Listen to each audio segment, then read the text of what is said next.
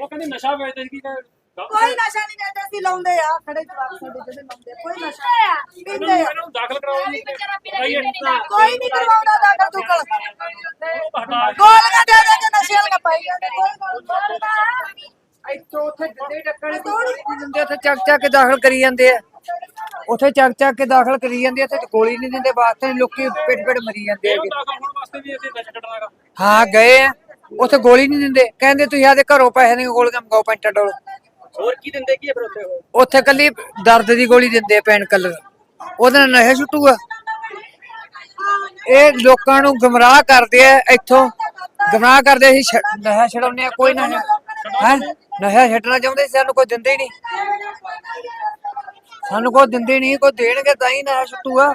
ਕੱਲੀਆਂ ਦਰਦ ਕੋਲ ਨਸ਼ਾ ਛਡਾਉਂਦੇ ਆ, ਦਿੰਦੇ ਤਾਂ ਡੱਕਾ ਨਹੀਂ, ਕਹਿੰਦੇ ਰੋਟੀ ਪਾਣੀ ਸਾਰਾ ਕੁਝ ਫਰੀ ਆ, ਕੋਈ ਫਰੀ ਕੀ ਹੈ, ਜੱਕਲ ਪਾਣੀ ਆਉਂਦਾ ਤੇ ਪਸ਼ੂ ਨਹੀਂ, ਇਦੂ ਪਸ਼ੂ ਨੂੰ ਚੰਗਾ ਵਧੀਆ ਪਾਉਂਦੇ।